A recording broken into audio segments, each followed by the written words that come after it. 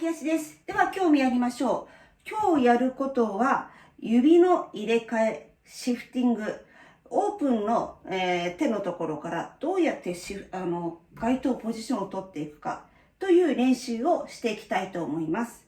で、今日の課題曲は練習曲っていうのかな。それはこの動画の下の説明欄のところにリンクを貼っておきますので、そちらの方を見てください。ご覧になってください。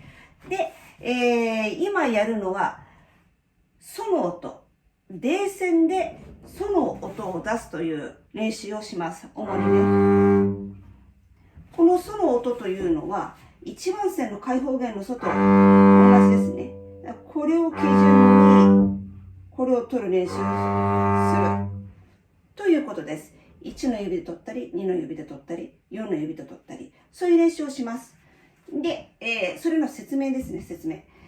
で、その音を小指で取りたいとき、私の場合はどうするかっていうのをお話しします。私の場合は、小指で取りたいときには、1ポジションを取った後で、次2ポジションに指をずらして、それから指をきれいに並べる。で、その音が出るから。もうちょっと違うな。でも大体合っていると。という風に取ります。で、2の指で取りたいとき。私はその場合は、4がここにあります。4があるところに1の指を滑らします。1ポジション取って、ここから2ハーフポジションの4を取って、それから、2番線に入れて、中指でその音を取る。こういう風に取ってます。4の指に。次、1の指で、ソを取りたいとき。私はここから恐ろしくて取れないので、こことここの距離を測った後で戻って取ることが多いです。ここで、どこがここにあるんですよ。1個手が戻った分、手1個分戻った分、それを奥に入れる。大体これぐらいですね。こういうふうにやって私は取ってます。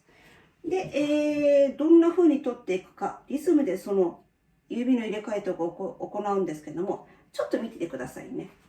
そうっていろいろやってみますね。いきます。せーの。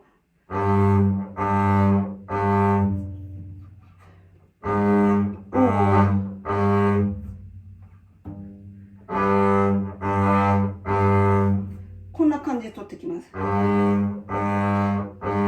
今オープンでここから取ってるけど、次連続で取ってますね。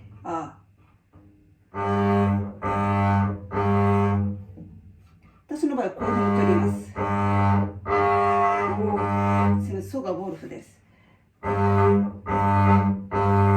んなふうにやって取ってきます。ということで、皆さんもそういうふうに取ってみて、ぜひ工夫して取ってみてください。ということで、今日の課題曲。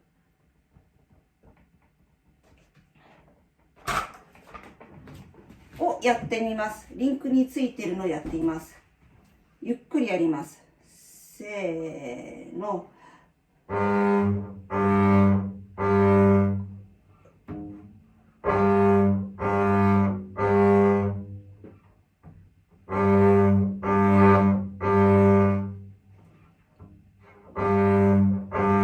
2段目いきます。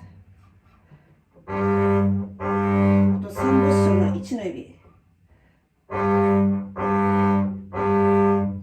で、ポイントは私芝見てないですね。楽譜は見てるかもしれないけど。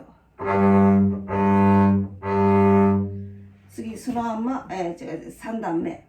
3ポジションの今度ラのフラット取ります。ここね。こ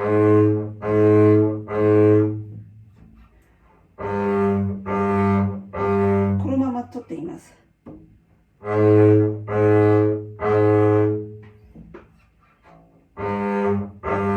の3ポジションの4の指でラを取ります。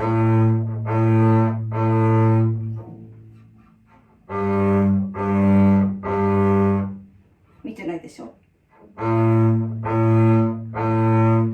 次、ここにに1を滑れます。ラのフラットを取りたいときには、ここから1個向こう、コマより。でそのまま戻る人もいいんだけど、私は怖いので、開放弦から取ってます。